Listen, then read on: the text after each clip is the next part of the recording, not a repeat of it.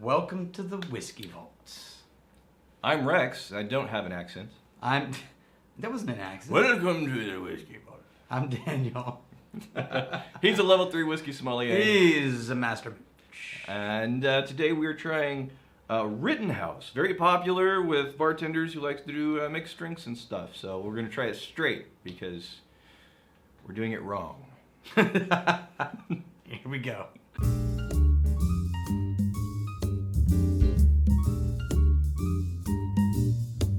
Okay, Rex left.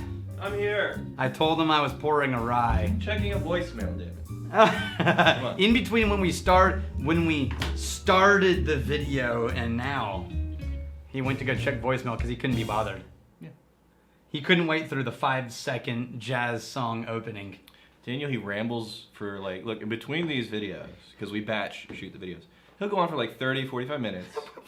I don't care. You're just making crap I'm up on now. my phone. I'm held hostage because he knows I'm not going to leave without getting my mooch on. That's true. It's like having a hostage storytelling group. Yeah, it's like inviting people over for dinner and then say before we eat, and then you go on for like an hour and a half, and everyone's like, anytime now. Let's look at my slideshow. Anytime now. That's like a slideshow of Rittenhouse. We're doing Rittenhouse Rye. This is a straight 100 proof bottled in bond rye. Now, Lewis did bring a good point. Last time I talked about bottled in bond, it was when we had our video set up over here. Yeah. Standing next to the table and Yeah, everything. And because it was live, I was mixing up bottled in bond and straight rye. But bottled in bond means... That was back before I was there to correct you. Right. Exactly. Because I can do that. Right, it's at least 4 years old. It's one distillery, one master distiller, and one season. Pretty restrictive. But this is Heaven Hill, right? Now, why do we have a resurgence in rye? Which is, by the way, very recent. Okay. No, this is news to me. I didn't know there was a resurgence. Well, I should say, it's not in being... Well, that's not true. In being made, too. There's a resurgence in rye because... No. This is like saying the stock market crashed because of this one thing.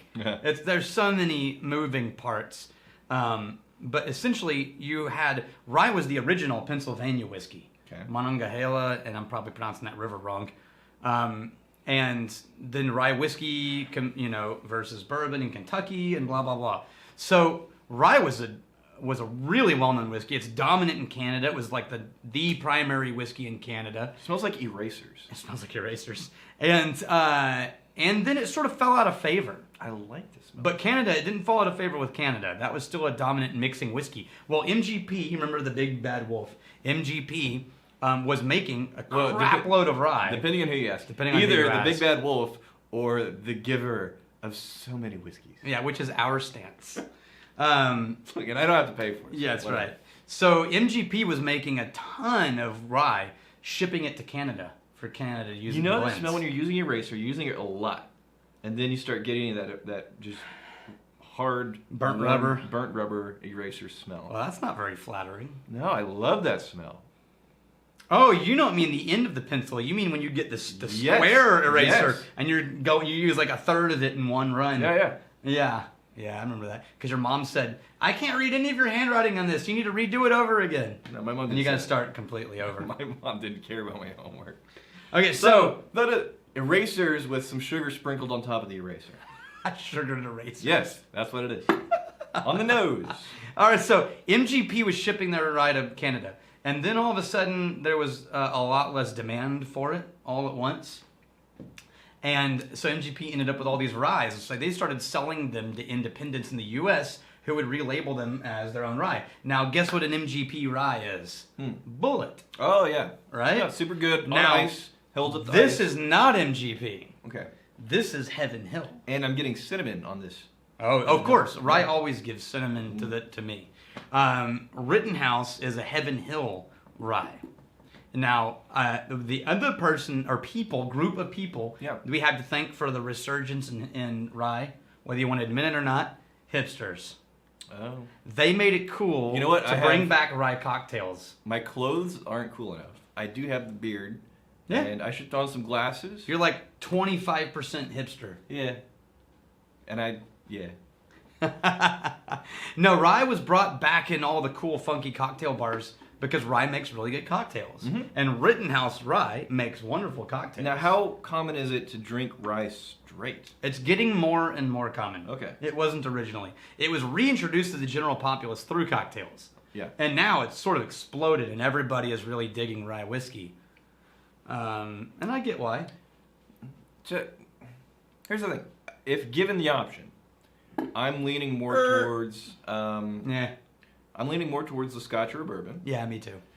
But I can imagine some tremendous cocktails made with rye. I don't know if I'm a rye straight I'm going person. to intro a reference back to one of our original premises. You know where I would drink rye? Camping.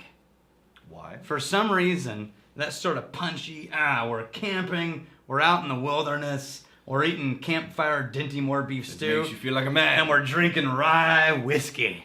Uh-huh. Yeah, because it's punchy. What is bye Miss America? Bye. Yeah, true. Chevy to the levee. But the levee was right. Good old boys are Swinging drinking whiskey and rye. rye. Which is ironic, because whiskey and rye are both the same. Same It's like, thing, right? Yeah. Drinking whiskey and rye. It's like This they is were the eating thing. chips and tortilla chips. It's like, well, it's sort of the same thing. Drinking beers and IPA. But you know, it's hard to sing a song that's scientifically accurate. It just doesn't flow. it makes the song worse. It really doesn't flow. Yeah. Them good old boys were drinking whiskey that was rye. No, doesn't work. Really doesn't work. In terms of rye straight, I actually kind of like this. I would prefer other kinds of whiskeys, but this is nice. You want to try some water in it? Yeah. If we don't have ice up here, No, I'd have to go downstairs to get it because I forgot. you know, a gracious host would make the trip. Yes, a gracious host would. Just as long as we both know. Not going anywhere. Oh, I like it better. It took off the really aggressive notes and made it a little more approachable. But it didn't dilute it. No, I felt- it's still complicated. I felt if anything, it feels like it amped up a lot of those flavors. It amped up the spice notes, but it lowered the aggression of the proof, the alcohol proof. Okay, now, let's do a comments, and then we're gonna do an A/B comparison. Okay. Because we're only 7 minutes in. Who's the commenter? Which one? All right, it's time for comments. So David, Ron? Yeah. I've mostly had your standard supermarket Are you really bourbons and welcome? only shut the hell up. Market bourbons and only mildly enjoyed them. Jim Beam and the like. Specifically, Jim Beam was overpowering. I wouldn't say harsh. Blah blah blah blah. What can he try that you recommend when it comes to a beer? He's a fan of pale ales and IPAs, so he's not afraid of things that are like harsh and dramatic.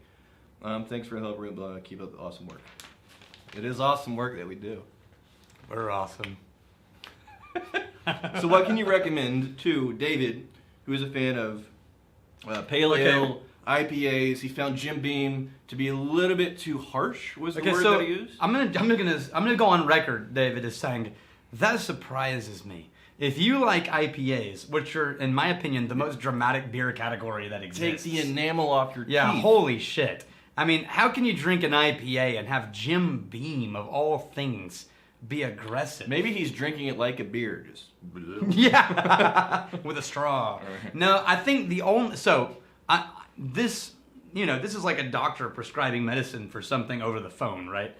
But I'm gonna go on record as guessing that if you love flavors that are as dramatic as IPAs, but Jim Beam was aggressive, the only reason is alcohol content. Do we have Jim Beam? We do, but alcohol content is the only ingredient that makes sense. Sure. If you like IPAs, right? Because that's it. So my vote, and I think I commented back to you on this, which was start by adding water. And I know it sounds like a cop-out. Add tiny amounts of water until it gets to where, oh, that's nice. Now, we're going to try, the only Jim Beam I have right here, actually I have like 6, but the closest to the normal one was the single barrel. Because I ran out of the budget line Jim Beam. I need to get more in the vault. So we're going to try, did you get one for me? What? Oh, you wanted one What too. kind of asshole? You wanted one too. Who yells at me about being a poor host. How am I a host? and goes and gets your own glass and doesn't bring a second. Yeah. Now, either you give me that glass after you take a sip, or you go get me another glass. What's the magic word? Mother. And you lift the cap off of the Jim Beam. It's a savages. It's like drinking with a savage. I'm not getting harshness, but if he's not really been swimming in the whole... And this is 47.5% alcohol. Right. This is high proof. If David isn't used to just straight All right, let me try. alcohol, like straight liquor, then that can be, kind of intense. But I don't even know if that would need, like, with water. Yeah, that's a good bourbon, though. No, it is. It is. Jim Beam is a great bourbon. And that single barrel is damn fine. Now, what were you going to recommend? Were you going to say try some No. rye? What I was going to say, well, two things. Yeah? One, definitely add water. Sure. Or ice? Yeah, well, ice is going to bury the flavor, whereas water may not. He right? may want the flavor buried? Try both. That's the answer. Try both, right? But But if you add water a little bit at a time, and this is what I'm talking about. Right. Add it in about these increments, right? Get yourself a straw, add it about that much at a time. Keep doing it until the proof makes you go, oh yeah, this is nice. And now you know that's where I like whiskey. And then you work your way back in. Now you can add ice. Now, when it comes to flavors, once you get used to the high proof, Right. I would recommend you get some rye whiskeys. Because my experience is people who truly love IPAs have a real affinity for rye whiskeys. I put them in the same category in my head. Because they were spicy. They're spicy. Yeah. And I put hops in that spicy category. Or get some Bulleit Bourbon. Oh, let's try Bulleit Bourbon. Yeah. So Bulleit Rye is MGP rye. So let's see what MGP rye at the bottom level tastes like compared to Heaven Hill. Sure. Right? Yeah. And I'm only going to get one glass. So wait a minute, no, were we doing Bulleit Bourbon or Bulleit Rye? Bulleit Rye. Bulleit Rye. Okay. I was saying to David, if you're trying to get into the bourbon and you don't want something that's going to take your head off, Bulleit Bourbon on ice. A lot of nice flavors, and the ice tames it quite a bit, but it doesn't make it boring. Because I haven't even opened this yet. Can we tell people to try things because we're a nonprofit organization? Yes, we can tell people to try things. Okay. We can't say, no. go buy this from this person. This is why I'm vital to the process. Don't spend money. Mooch it. Mooch it. Right? Yeah. Okay, so this is Bulleit Rye. What we're going to compare is the MGP Bulleit Rye to the Rittenhouse. Immediately, I get a bunch more green apple citrus notes in that one than I get... Actually, eucalyptus. I get eucalyptus. Oh, I can see that. Like the kind of eucalyptus that you get when someone has a eucalyptus-flavored candle or shampoo. Right? Like at a spa. Where you're like, oh, you got a eucalyptus fumigator. There's a lightness and a freshness. Yeah, and it's green. To the smell. If it had a color, it's green. Which is ironic, because their label is green. A pale green. Yeah, well, it's not that. That's well, not I'm saying green.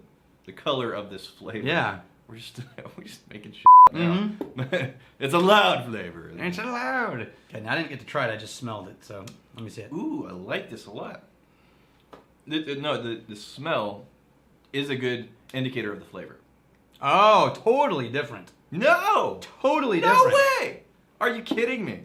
Totally different than Rittenhouse. Oh, yes. I thought you meant the smell is different than the flavor. No. Wildly different than Rittenhouse. Wildly yes. different than a Rittenhouse whiskey. The Rittenhouse is warmer, more cinnamon, more red and rich notes.